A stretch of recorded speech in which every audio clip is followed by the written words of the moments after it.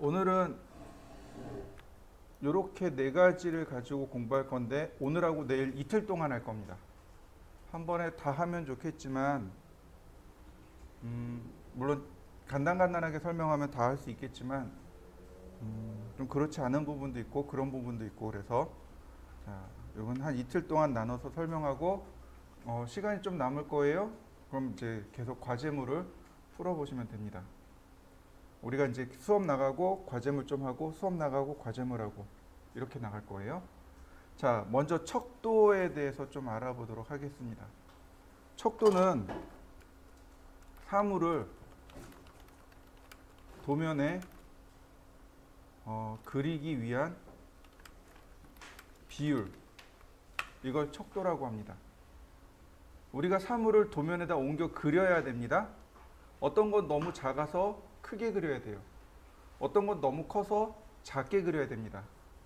일정한 비율로 줄이거나 혹은 키우거나 합니다. 이걸 척도라고 해요. 자, 우리가 척도를 계산하기 전에 먼저 하나 알고 있어야 될 게 있습니다.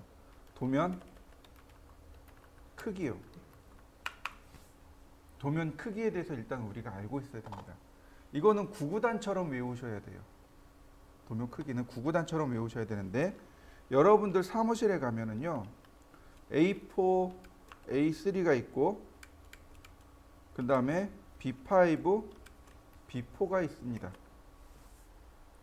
혹시 들어보셨나요? A 계열의 종이와 B 계열의 종이가 있습니다. 저는 이 네 가지 종이를 전부 다 써봤습니다. 여러분들도 아마 많이 접할 수 있는 용지가 이렇게 네 개입니다. 가장 흔한 게 이렇게 네 개인데 A4보다 B5가 조금 작아요. 아니다. A4가 조금 작고 A3하고 B4하고 비교하면 B4가 조금 더 크던가 그래요. 하여튼 사이즈가 이렇게 두 개가 비슷해요. 그러면 차이가 뭘까요? A 계열의 종이와 B 계열의 종이가 있는데 차이점은 무엇일까요? 분명히 차이가 있으니까 A 계열의 종이와 B 계열의 종이가 있겠죠. 그죠? 이렇게 보시면 돼요. 자, B 계열의 종이는 인쇄 출판용입니다. 이해되셨나요? 여러분들 길거리 가다 보면 전단지 나눠주죠. 그 전단지 크기가 B5, B4입니다. 또 우리가 책을 사잖아요. 책을 사면 B6가 됩니다. 다시 말해서 인쇄하기 위해서 만들어진 신문용지 같은 거 있죠? 신문용지가 B0입니다. B0, B1이에요. 신문용지 같은 게 이렇게 B 계열로 갑니다. A 계열의 설계용지입니다. 그래서 우리는 A 계열을 많이 사용하고 A 계열의 종이 크기를 외우셔야 됩니다.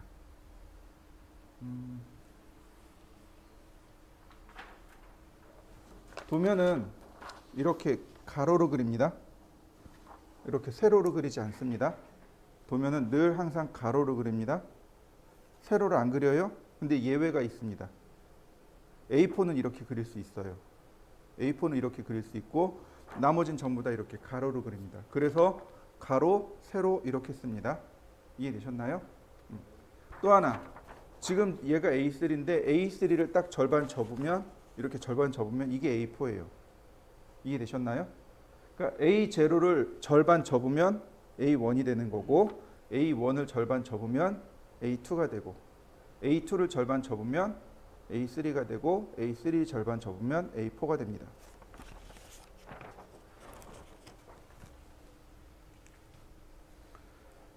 자, 그럼 종이는 A0가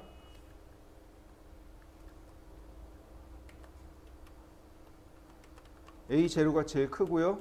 그 다음 A1, A2, A3, A4 여기까지 사용합니다. 이때 A0의 크기가 이렇게 됩니다. 1189mm에 841mm입니다. 가로, 세로 이렇게 돼요. 자, 다시 설명합니다. 절반 접으라 그랬죠. 절반 접으면 여기보다 작아지겠죠. 그러니까 얘가 앞으로 내려옵니다. 그리고 얘 2분의 1에서 뒤로 보냅니다. 다시 봅니다.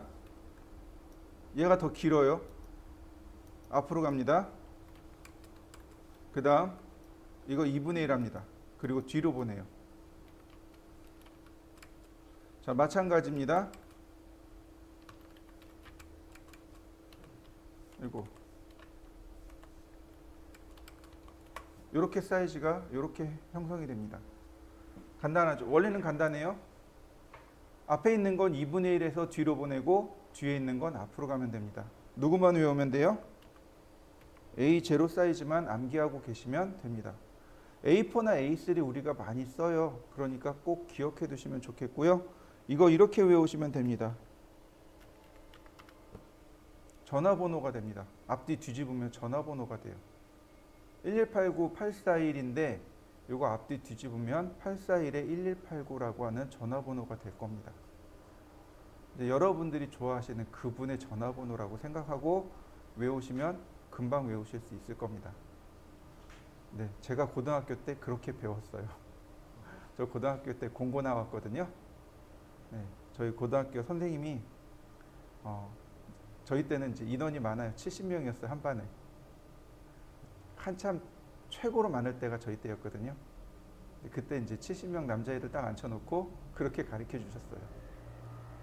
근데 저는 저희 학교가 특이해서 그 선생님이 특이해서 이렇게 가르쳐 주는 줄 알았어요. 사회 나와서 캐드를 강의하다 보니까 다 알고 있더라고요. 다 그렇게 얘기하더라고요. 그래서 누군가가 이거를 그렇게 설명했나 보다라는 생각이 들더라고요. 841에 1189 음률이 잘 맞아요. 외우기 쉽습니다. 그리고 쓸 때는 1189 841이라고 쓰시면 돼요.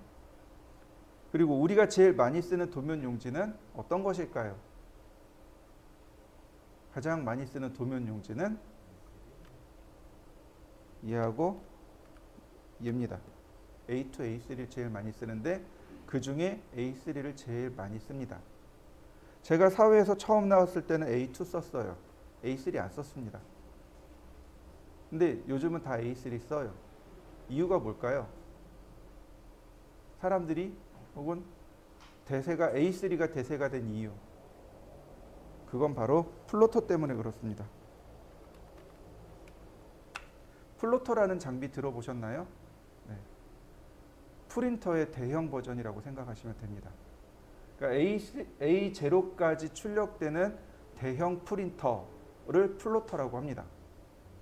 플로터가 비싸요. 내가 이제 경력도 좀 됐고 사무실도 좀 냈어요. 그래서 기분이다. 여기다 플로터 써야지. 이제 프린터 안 쓰고 플로터 써야지. 그러면 소나타 풀옵션 여기서 한 데서 그냥 놀고 있다고 보시면 돼요. 많이 비싸요. 중고도요. 최소 800만 원은 줘야지 쓸만한 거 사요. 800에서 1000 줘야 돼요. 그 플로터 많이 비싸요. 정말 막 그 폐기 직전 있죠. 이제 이거 못 써. 이거 왜 누가 써? 라고 하는 게 100만 원씩 가요. 플로터 많이 비쌉니다. 그러니까 우린 영세하잖아요. 플로터 못 쓴단 말이죠. 그럼 뭐 쓰면 돼요? 프린터 쓰면 돼요. 자, 프린터가 되게 가격이 싸요. A3 잉크젯 얼마나 할까요?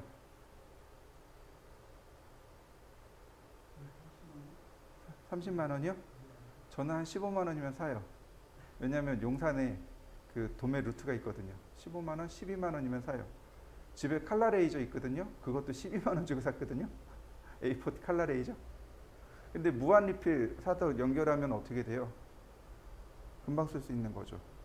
근데 사무실에 없어서는 안 될 기계가 하나 있죠. 복사기. 복사기가 요즘 프린터를 대신해요. A4, A3까지 잘 나옵니다. 딱 누르면 버퍼가 좋아가지고 쭉 바로 나와버립니다. 못 쓰겠어요? 여러분들 같으면 복사하겠어요. A3D는 복사하겠습니다. 저 아는 그 인쇄소 사장님은요, 인쇄소 사장님이세요. 칼라 복사기 가지고 그 전단지 만들고 그래요. 그분은 그게 더 싸다고. 보통 이게 카탈로그 같은 거 뭐 1000부, 2000부 만들잖아요. 근데 영사한 업체는 100부, 200부 이렇게 만들어요. 그거 안 찍어주거든요. 근데 그분은 그걸 해요. 대신에 칼라 복사기로 해요. 근데 그분 그렇게 해가지고 사무실을 2개나 냈어요. 어쨌든 복사기에 쓰면 돼요. 그래서 요즘 그래서 A3를 많이 쓰는 거예요. 장비가 너무 비싸다 보니까 어쩔 수 없이 A3를 쓰게 된 거죠. 실제로 납품하게 되면 A2로 출력해가지고 종이 접어가지고 그리고 납품합니다. A3로 납품하지 않아요. 그러니까 A2로 납품합니다. 그게 장비가 비싸서 그래요. 자, 어쨌든 자, 외우실 수 있겠죠? 네. 외우셔야만 합니다. 그러면 자, 이렇게 가죠. 여러분들이 축척에 대해서, 척도에 대해서 조금 더 설명하면 척도는 배척이 있고 현척이 있고 축척이 있습니다. 이렇게 세 가지를 통틀어서 척도라고 합니다. 배척, 현척, 축척. 자, 이렇게 보시면 돼요. 배척은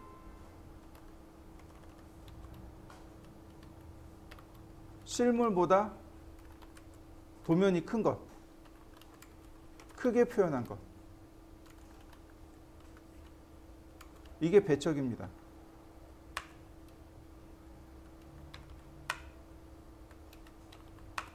현척은 실물과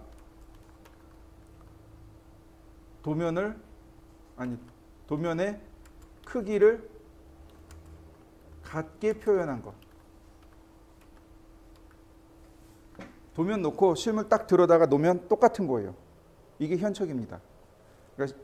그리고 축척은 실물을 도면에 작게 표현한 것. 실물이 너무 큰 거예요. 도면에 안 들어가요. 그럼 어떻게 해요? 일정한 비율로 작게 그려서 넣어야 되겠죠. 이걸 축척이라 그럽니다. 근데 우리는 배척, 현척, 축척 다 통틀어서 척도라고 안 부르고 그냥 축척이라고 불러요. 이해되셨나요? 현장 가시면 축척 어떻게 되니? 이렇게 물어봐요. 축척이 얼마니? 이렇게 물어봅니다. 그럼 배척, 현척, 축척을 다 따진 겁니다. 이게 척도의 개념이에요. 표현은 이렇게 합니다. 척도는 도면 대 실물입니다. 도면의 크기 대 실물의 크기 이렇게 표현해요. 예를 들어서 여러분들 알 거예요. 1대4, 1대5 혹은 5대1 이렇게 얘기하잖아요. 그럼 도면이 5mm면 실물이 1mm입니다. 이런 뜻이 돼요. 도면의 크기 대 실물의 크기 이렇게 씁니다. 그럼 보세요. 실물보다 도면이 더 크죠. 도면이 크고 실물이 작고 5대1. 도면의 5mm가 실제로는 실물의 1mm입니다. 이런 뜻이 되는 거죠. 실물보다 도면이 더 크니 크게 그린 거죠. 어떤 게 이런 거 들어갈 수 있을까요? 우리 가장 흔하게 안경 고리 같은 거 있잖아요. 안경 나사 같은 거 정말 요만하잖아요. 이걸 1대1로 그린다고 생각해 보시죠. 볼 사람이 없단 말이죠. 근데 이거를 크게 키워서 그려야 돼요. 그래야 눈에 보일 거 아닙니까? 가공을 하든 뭘 하든 어쨌든 크게 그려놔야 눈에 띄겠죠. 이게 이제 배척입니다. 현척은 도면 대 실물의 크기가 똑같은 거예요. 1대1이라고 씁니다. 축척은 도면 대 실물 이렇게 됩니다. 도면의 1mm가 실물의 10mm입니다. 그럼 어떻게 된 거예요? 10mm짜리가 도면에 1mm로 들어온 거죠. 작게 표현된 거죠. 자, 이해되셨나요? 자, 그럼 이렇게 해보죠. 여러분들이 이제 인테리어를 할 거예요. 여러분 이제 친구들이 너 인테리어 한다며? 나 사무실 좀 인테리어 줘. 그래서 갔어요. 막 쫓아갔어요. 가서 현장을 크기를 재봐야죠. 현장을 실측을 했습니다. 실측을 했더니 10,000mm에 8,000mm입니다. 그러니까 10,000mm면 10m란 뜻이에요. 뒤에 제가 천 단위 자릿수 찍은 건 공 3개 딱 지우면 돼요. 이해되셨나요? 다시요. 우리가 기본 단위 밀리미터죠. 근데 1m는 1000mm입니다. 그러니까 뒤에 공 3개 딱 지우면 1m예요. 다른 거 할 거 없이 천 단위 딱 찍어가지고 공 3개 지우면 됩니다. 그러면 10m에 8m란 뜻이 돼요. 자, 얘를 A3에다가 그릴 겁니다. 자, A3 사이즈가 420에 297입니다. 얼마나 작게 그려야 될까요? 한 1분 시간 드릴게요. 한번 계산해 보시죠. 제가 고등학교 때 어떻게 배웠는지 아세요? 도면 많이 그리다 보면 알게 돼. 취업해서 설계실 들어가서 위에 선임들이 주는 도면 그리다가 보면은 축적 계산하는 거 자연스럽게 알게 될 거야. 그렇게 가르쳐 주셨어요. 무식한 거죠. 그 선생님이 무식한 게 아니고 가르쳐 주는 방식이 무식했던 거죠. 어떻게 계산할까요? 자, 이렇게 계산해 보세요.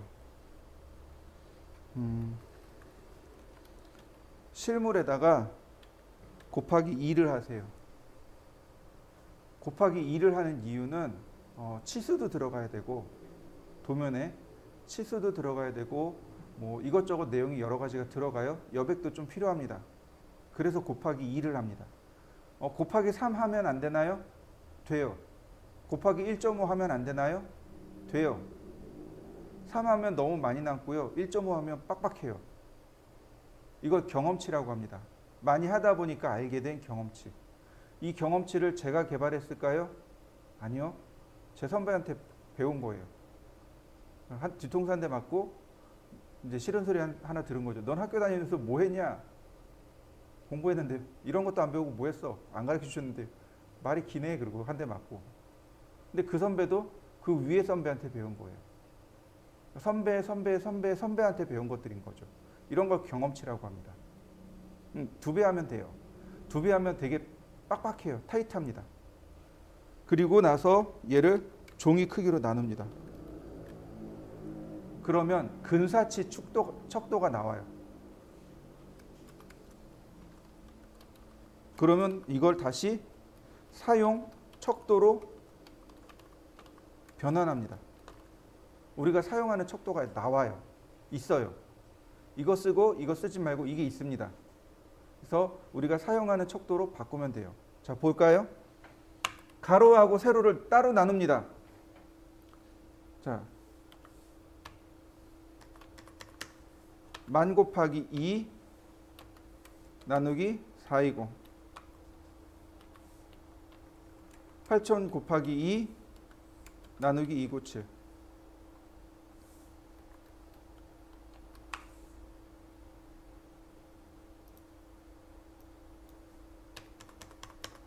곱하기 2 나누기 420. 47.6 나왔죠. 네. 다시 8,000 곱하기 2 나누기 297. 53.8 나왔죠. 그러면 이 축척을 안 쓴단 말이죠. 47 아예 안 써요. 53 안 써요. 근사치라는 얘기죠. 가장 근접한 축척이란 얘기예요. 자, 이 중에 가로 대 세로의 비율이 다르죠. 하나 버려야 됩니다. 어떤 거 버릴까요? 작은 걸 버릴까요? 큰 걸 버릴까요? 네, 작은 거 버립니다. 큰 걸 취하는 겁니다. 왜요? 작은 걸 선택하면 큰 쪽이 도면 밖으로 나가요. 비례가 안 맞으니까 정비례로 가야 되잖아요. 그러다 보니까 47로 맞추면 세로 쪽이 도면 밖으로 나가버리는 경우가 생겨요. 그래서 큰 쪽을 버립니다. 얘 버리고 얘를 기준 삼습니다. 자, 53.8이라는 축적이 있을까요? 없어요. 53 없어요. 55 없어요. 그럼 어떤 게 있을까요? 50이나 60 둘 중에 하나가 있습니다. 이 두 개가 있어요. 50, 60 두 개가 있습니다. 그럼 어떤 거 쓸까요? 네, 60 써도 되고 50 써도 되고. 이게 이제 설계자의 재량이라는 겁니다. 설계자가 일단 50 써보고 좀 크면 60으로 바꾸면 돼요. 애초에 60으로 가도 되고. 그건 상관없습니다. 이제부터는 설계자의 재량이 나와요. 난 그래도 판단을 못 하겠는데? 그러면 이제 이걸 이 두 개의 값을 들고 팀장님한테 가는 겁니다. 팀장님, 계산해 봤더니 50하고 60 나왔네요. 어느 쪽이 또 좀 더 나을까요? 팀장이 일하다가 60으로 해. 그러는 거죠. 척도 계산을 못해서 척도가 어떻게 계산해요? 이러면 한 소리 듣죠. 자기 일도 바쁜데. 근데 이렇게 가면 이제 선택이잖아요. 어느 거 선택? 이거요. 이거 쓰세요. 이러면 된단 말이죠. 이제 일 잘하는 사람들이 그렇게 한다고 해요. 그러니까 값을 두 가지 가져가는 거죠. 안을 두 가지 가져가서 이거 할까요? 이거 할까요? 이렇게 한다고 하더라고요. 그러니까 왜 그런 얘기 많이 하잖아요. 입사했는데 모르는 건 물어봐 그랬는데 모르는 거 물어봤는데 한 소리 듣는 거. 그게 이제 이런 거죠. 모르는데 물어봐야죠. 근데 이거 할까요? 저거 할까요? 이렇게 선택을 주는 거죠. 그러면 이거 하면 돼 이렇게 가지만 이거 모르겠는데요. 그러면 하나부터 열까지 다 가르쳐 줘야 되는 거죠. 내일도 바쁜데 저거까지 신경 써야 돼. 그럼 이제 스트레스니까 막 잔소리가 막 나가는 거죠. 어쨌든 50이든 60이든 편한 거 쓰세요. 그러면 이제 여기서 생기는 의문점, 도대체 우리가 쓰는 축척이 뭐가 있을까? 자, 제가 적어 드릴 텐데 쓰지 마세요.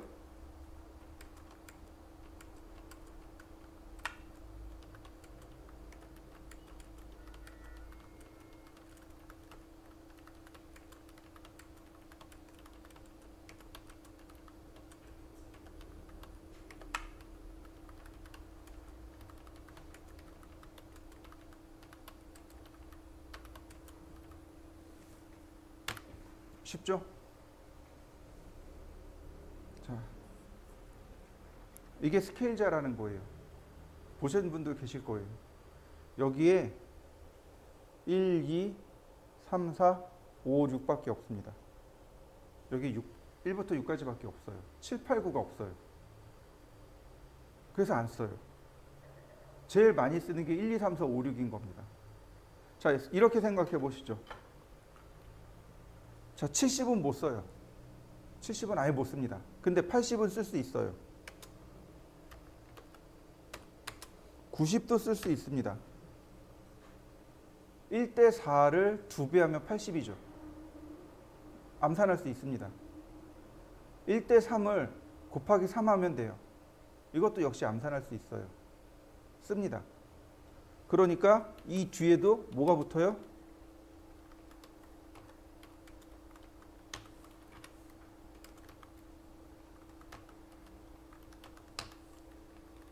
자, 또 있어요.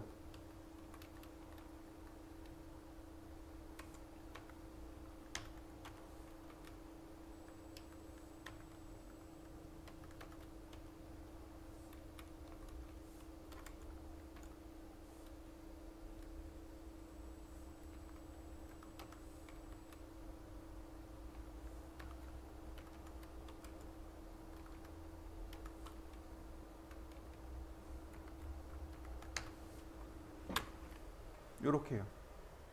잘 안 쓰는데 가로친 거는 잘 안 쓴다는 뜻이에요. 잘 안 쓰는데 어쩔 수 없으니까 쓴다라는 뜻이에요. 그러니까 안 쓰는 걸 원칙으로 해요. 근데 어쩔 수 없으니까 그냥 쓴다 이런 뜻입니다. 이해되셨나요? 외우기도 쉬워요. 암산하기 이거 1, 2, 3, 4, 5, 6에 8, 9가 있고 12 그러니까 25가 있고 120, 150, 250 이렇게 있습니다. 우리가 많이 쓰는 축척들이에요. 그러면 이제 암산이 가능하잖아요. 어떤 걸 쓰면 돼요? 50, 60 있죠. 아까 53이 나왔죠. 53이 나왔으니까 50으로 내려갈 수도 있고 60으로 갈 수도 있습니다. 만약에 58이에요. 그러면 무조건 60으로 가야 되겠죠. 자, 이해되셨나요? 척도 계산하기. 그러면 여러분들이 한번 계산해 보시죠. 이거.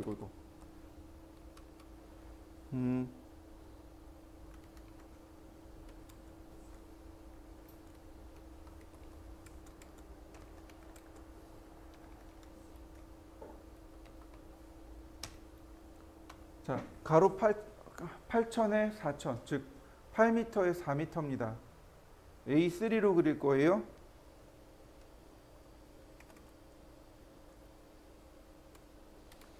축척이 얼마 나올까요? 한번 계산해 보시죠.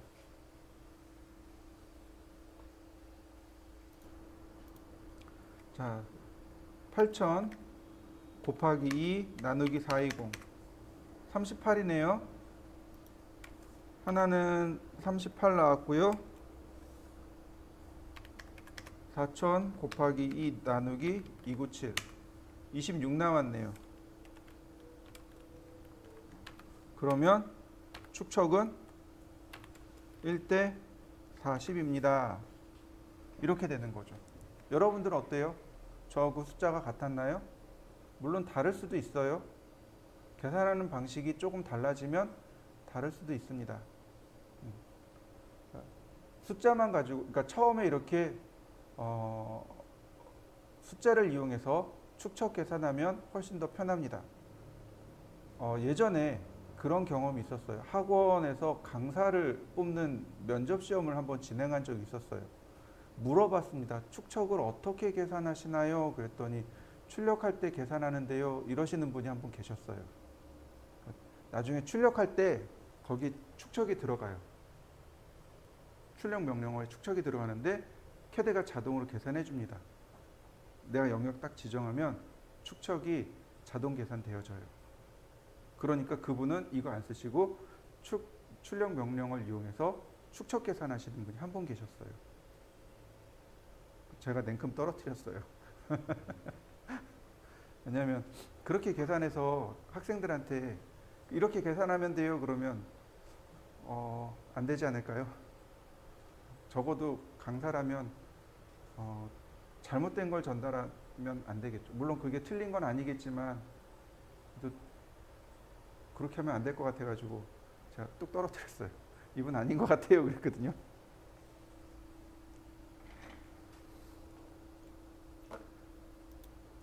자, 이번엔 색상입니다. 우리가 도면을 그릴 때요. 도면을 그릴 때 자, 보시면 이렇게 색상을 집어넣습니다. 이렇게 색상을 집어넣어요. 만약에 여기 있는 색상이 전부 다 하얀색이면 어떨까요? 선의 윤곽을 구별할 수 없습니다. 구별이 안 되는 거죠. 그래서 선의 윤곽을 구별하기 위해서 색상을 넣게 되는 겁니다. 보시면 이렇게 선의 색상도 들어가지만 선의 모양도 이와 같이 들어갑니다. 이건 선의 용도 혹은 선의 윤곽을 구별하기 위해서 넣는 겁니다. 그러면 우리가 쓰는 색상에 대해서 조금만 알아보죠.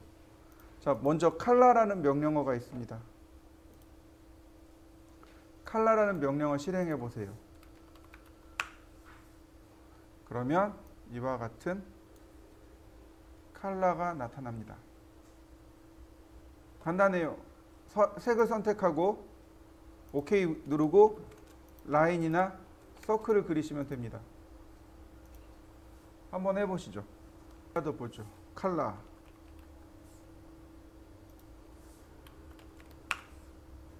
보시면 이렇게 색상을 얼마든지 지정해서 쓸 수 있어요. 이 방법이 어떤 거냐면 컬러 명령을 써도 좋지만 여기 프로퍼티스 창 바로 여기 있습니다. 얘 쓰셔도 돼요. 컬러 있죠?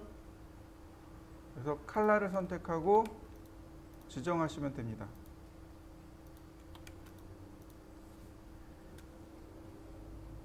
자, 색깔을 바꿔보겠습니다. 여기는 이 빨간색을 노란색으로 바꾸고 싶어요. 몇 가지 방법이 있습니다. 바로 여기 있는 매치 프로퍼티스하고 컨트롤 1키하고, 자, 이 방법 말고 제일 쉬운 방법입니다. 먼저 선택을 하세요. 우리 요거 그립이라고 했습니다. 기억나실 거예요. 이렇게 그립 상태로 만든 다음에 색상을 이렇게 바꿔봅니다. 바꿨으면 ESC 키. 그러면 색상이 이렇게 바뀝니다. 자, 다시 보세요. 선택하고 색상을 바꾸고 ESC 키. 어떤가요? 잘 바뀌나요? 자, 색상에 대해서 조금 더 설명을 드리도록 하겠습니다. 기계 쪽에서 사용하는 색상이 있고요. 건축 인테리어 쪽에서 사용하는 색상이 또 별도로 존재합니다. 자, 무슨 얘기냐면 이런 거죠. 기계 쪽에서는 이렇게 사용합니다. 중심선, 그러니까 물체의 중심을 표시하는 선은 빨간색입니다. 그 다음 물체의 외형선, 아니 은선이라고 있습니다. 그러니까 숨은 선, 물체의 숨은 부위를 표시하는 선은 노란색입니다. 외형선, 즉 물체의 외형을 표시하는 선은 그린입니다. 그 외에 나머지 레드를 함께 사용합니다. 기계 쪽에서는 이렇게 세 개를 가장 많이 써요.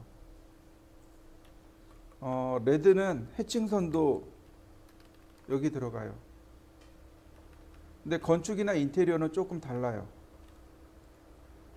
중심선은 똑같습니다. 레드. 근데 단면선이라는 것이 있습니다. 물체를 자른 벽선. 얘가 옐로우입니다. 마감선이 있어요. 이거 그린입니다.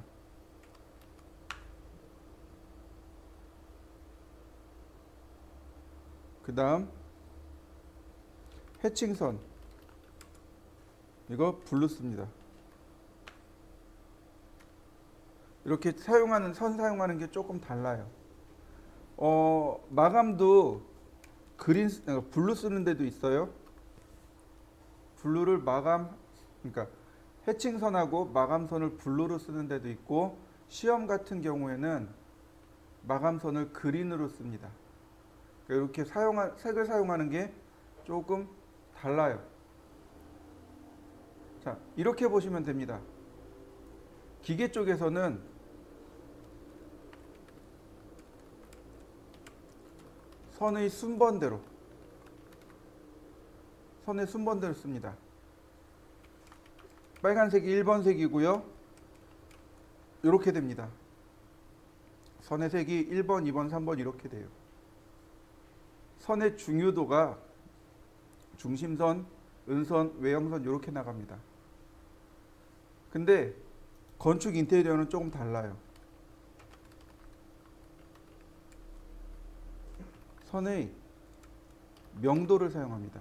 아니, 색의 명도를 이용합니다. 명도가 뭐죠? 밝고 어둠에 대한 정도를 뜻하는 말이죠. 그러니까 색이 어떤 색은 밝은 색이 있고 어떤 색은 어두운 색이 있어요. 잘 모르겠다면 이렇게 생각하시면 됩니다. 깜깜한 밤중에 내가 노란색 옷을 입고 밖에 나갔습니다. 눈에 잘 띌까요? 안 띌까요? 눈에 잘 띄죠. 노란색은 명도가 높아서 그렇습니다. 그런데 제가 파란색 옷을 입고 밖에 나갔습니다. 그럼 눈에 잘 띌까요? 아니요, 잘 안 띄어요. 명도가 낮아서 그렇습니다. 그러니까 밤중에 이 색깔 옷을 입고 밖에 나가면 눈에 띌까 안 띌까? 이걸 생각해 보시면 돼요. 그러면 금방 명도는 금방 차이가 납니다. 건축 인테리어에서는 벽이 제일 중요해요. 그래서 명도가 가장 높은 노란색을 쓴 겁니다. 마감선 같은 경우는 명도가 낮은 색을 쓴 거고요. 자, 이렇게 생각하시면 좋고요. 그 다음 칼라 명령어를 쓰시면 자 이렇게 나오는데 요 아래쪽에 있는 여기 보시면 인덱스 칼라라고 있죠. 그 다음 트루 칼라가 있고 칼라북이 있습니다. 인덱스 칼라는 색인 색상이라고 합니다. 트루 칼라는 진짜 색상이란 뜻이고 칼라북은 페인트 가게에서 쓰는 색상을 말해요. 우리는 이거 안 써요. 트루 칼라도 안 씁니다. 이건 주로 포토샵이나 일러스트와 같은 그래픽 작업할 때 씁니다. 우리는 인덱스 칼라를 씁니다. 이 인덱스 칼라에 대해서 좀 기억하셔야 되는데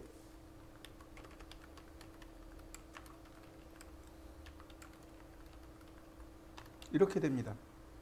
즉 인덱스 칼라는 색상의 총 개수를 256개로 고정시켜 놓은 겁니다. 색상의 총 개수를 256개로 고정시켜 놓고 1번부터 255번까지 색상을 부여한 겁니다. 이 중 1번부터 7번까지를 스탠다드 컬러, 즉 표준 색상이라고 합니다. 우리는 1번부터 7번을 위주로 사용하게 됩니다. 그 외에 나머지 색상은 잘 안 쓰게 돼요. 자, 이렇게 보시면 좋습니다. 여러분들 빛의 삼원색 다 배우셨죠? 미술 시간에. 무슨 색이 있을까요?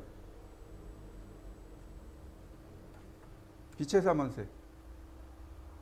네, 레드. 빨간색이죠. 그 다음이 그린. 그 다음이 블루가 됩니다. 레드, 그린, 블루.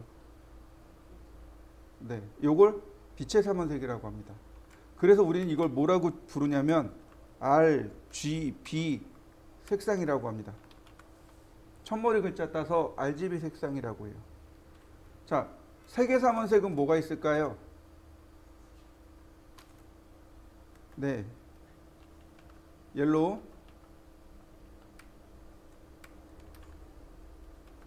사이안,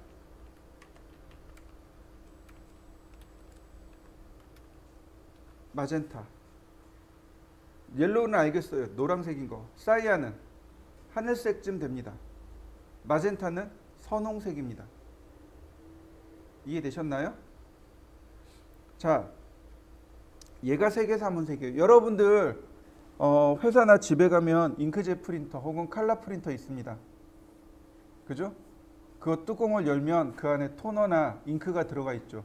무슨 색 들어있죠? 노란색, 하늘색, 선홍색 이렇게 들어있습니다. 잘 모르겠다고요? 내가 어디다 놔놨지?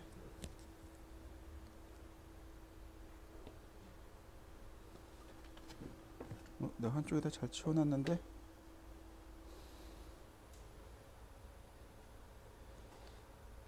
모르겠다. 자, 어쨌든 이렇게 색상이 이렇게 됩니다. 이걸 뭐라고 부르냐면 C, M, Y 칼라라고 안 하고 여기에 K가 하나 더 붙습니다. CMY K 칼라라고 합니다. K가 뭐냐면 블랙을 뜻해요. 이렇게 위에 보면 블루가 B를 가져갔죠. 그래서 블랙에 B를 못 쓰고 K를 쓴 겁니다. CMY K 칼라라고 합니다. 빛의 삼원색은요 100% 검정색이 나옵니다. 근데 색의 삼원색, 즉 옐로우, 사이안, 마젠타에서는 100% 블랙이 안 나와요. 별도의 검정색이 필요합니다. 바로 이 CMYK가 잉크젯 혹은 칼라 레이저에 들어가는 색상입니다. 자, 여기서 질문. 빨간 색깔, 레드와 그린을 섞으면 빛으로 빨간색 랜턴과 초록색 랜턴을 비춰서 두 개의 색을 섞었습니다. 무슨 색이 나올까요? 우리 미술 시간에 이런 거 많이 했죠. 이 색하고 이 색하고 섞으면 뭐가 나와요? 이런 거 많이 했죠. 네, 빨간색 레드 랜턴과 그린 랜턴을 섞었습니다. 옐로우가 나옵니다. 노란색이 나와요. 그린하고 블루를 섞으면 뭐가 나올까요? 사이안이 나옵니다. 블루하고 레드를 섞으면 뭐가 나올까요?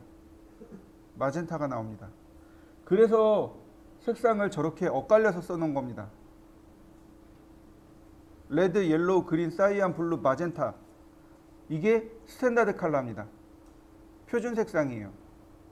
RGB 컬러, CMYK 컬러. 이게 표준 색상입니다. 1번부터 7번까지는 번호도 존재하지만 색의 이름도 존재합니다. 그래서 컬러 명령을 쓸 때 여기다가 이름, 색상을 써도 돼요. 레드라고. 그러면 이렇게 레드가 됩니다. 컬러 그린.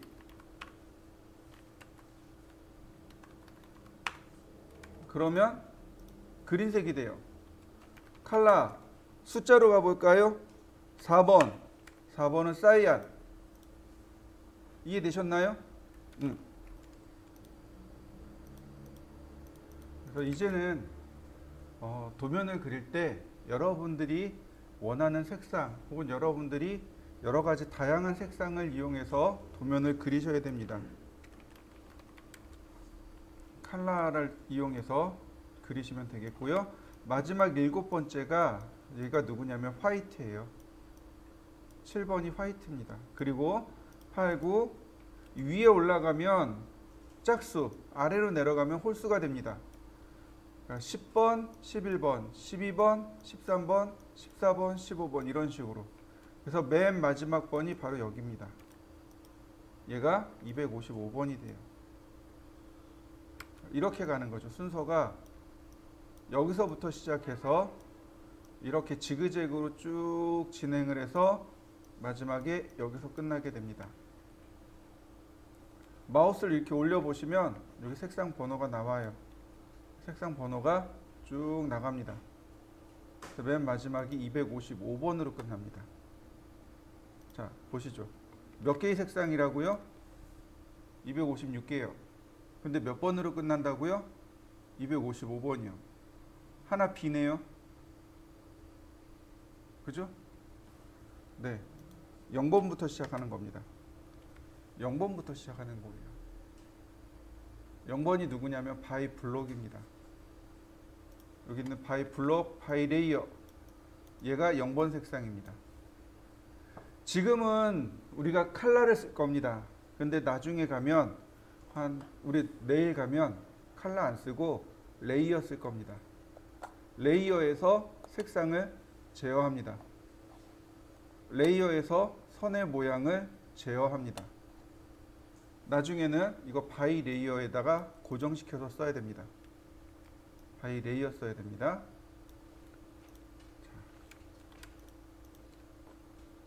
제가 이렇게 색상을 넣지 않고 이렇게 그려봤습니다. 자, 색상을 부여해 보죠.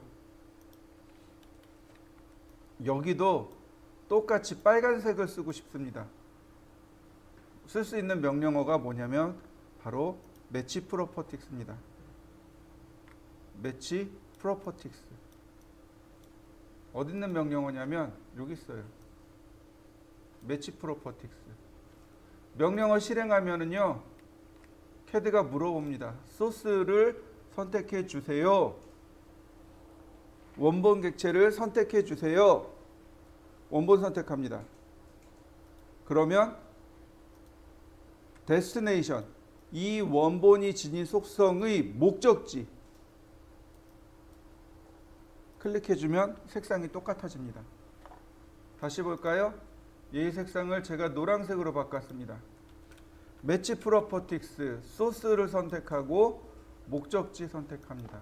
그러면 색상이 똑같아지는 걸 알 수 있습니다. 라인에도 똑같이 적용이 돼요. 매치 프로퍼틱스 이렇게 여러 개가 동시에 들어갑니다. 자, 한번 해보시죠. 자, 그 다음에 컨트롤하고 숫자 1을 눌러보세요. 컨트롤 키하고 숫자 1을 눌러보세요. 속성창이 뜹니다. 이건 되게 중요한 것 중에 하나입니다. 이 속성창을 이용해서 수정을 할 수 있습니다. 예를 들어서 제가 원을 하나 선택했습니다. 그럼 이 원에 대한 모든 속성이 여기에 다 나옵니다. 맨 위에 보면 컬러가 있네요. 여기서 컬러 바꾸시면 돼요. 그런데 여기 보시면 지오메트리 형상 부분에 보시면 중심점의 좌표와 반지름과 지름까지 나옵니다. 반지름 10mm 선택하고 반지름 15mm. 네, 조절되는 거 보이시죠? 자, 선도 마찬가지입니다. 이 선에 대한 기본적인 정보와 형상학적인 정보가 다 나옵니다. 여러분들도 한번 확인해서 보시고, 저도 얘 많이 사용합니다. 이 프로퍼틱스 창 못 쓰면 나중에 수정하기 되게 힘들어집니다. 이거 많이 사용해 보셔야 돼요. 하나만 더 해보겠습니다. 여기 안 적었는데 change라는 명령어가 있어요.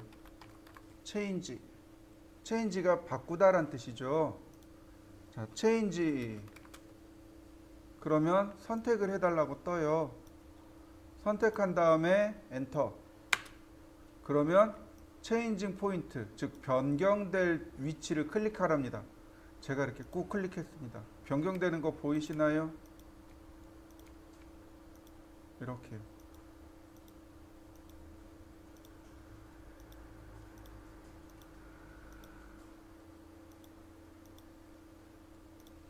크기를 변경할 때 사용하는 명령어가 체인지입니다. 근데 이 체인지 안에 프로퍼틱스라는 속성이 있습니다. 속성 바꾸기란 뜻이에요. 얘 눌러보면 엄청나게 많은 속성들이 있는데 그 중에 오늘 배운 컬러가 여기 있네요. 컬러 속성을 쓰시면 됩니다. 컬러. 그래서 여기다가 어떤 색상으로 바꿀 건지.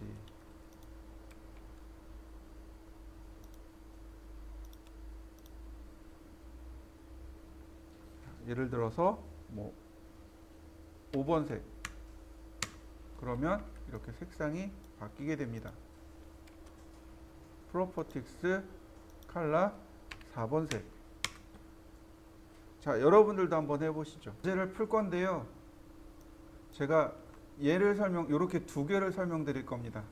나머지는 이제 여러분들이 스스로 풀어보셔야 돼요.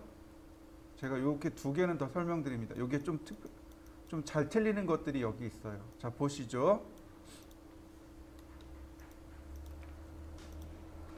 자, 중심선이니까 빨간색을 선택하고 라인, 다시 라인, 그 다음 옵셋 50mm. 자, 그 다음 색상을 바꿉니다. 서클, 반지름 8, 서클, 반지름 15. 다시 서클, 반지름 5, 서클, 반지름 10. 자, 트림으로 선을 싹 지우겠습니다. 그 다음 여기서부터 여기까지 선을 연결해야죠. 두 가지 방법이 있는데, 라인, 여기 끝점에서 여기 끝점으로, 다시 라인, 탄젠트에서 탄젠트로, 접전에서 접점으로, 이렇게 두 가지 방법으로 그리는데 얘는 틀린 거고 얘가 맞는 겁니다. 이해되셨나요? 자, 확대를 해보죠. 선이 어떻게 됐나요? 원을 뚫고 지나갔죠. 네, 그래서 잘못된 거예요. 또 하나, 자연스럽게 접하고 있나요? 아니죠. 자, 아래쪽을 보세요. 자, 어때요? 자연스럽게 접하고 있죠. 이렇게 돼야 돼요. 즉, 이 과제물은 접선에서 접선으로 그려야 되는 겁니다. 우리가 되게 많이 실수해요. 여기 끝점에서 여기 끝점, 즉 쿼드란트에서 쿼드란트로 선 연결을 굉장히 많이 합니다. 이게 잘못된 거예요. 자, 다시 보겠습니다. 빨간색을 선택하고 라인, 다시 라인, 옵셋 60, 옵셋 20, 다시 서클, 다이아메타 20, 다이아메타 30, 서클, 반지름 10, 다시 반지름 5. 자, 트림으로 필요 없는 건 자르겠습니다.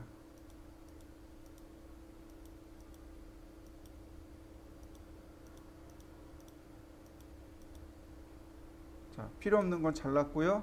자, 이 부분 서클 TTR 접하고 반지름 15. 그래서 이 바깥쪽만 이렇게 트림으로 자른 겁니다. 여기는 접하고 반지름이에요. TTR 얘 쓰셔야 됩니다. 그럼 여기는 어떻게 할까요? 이 부분 라인에서 이렇게 끝점에서 끝점으로 갈까요? 잘못됐죠? 맞습니까? 다시 보세요. 라인 탄젠트에서 탄젠트로. 다시 보겠습니다. 라인 접점에서 접점으로 이렇게 그리셔야만 됩니다. 그래야 선 연결이 자연스러워집니다. 자, 이해되셨죠?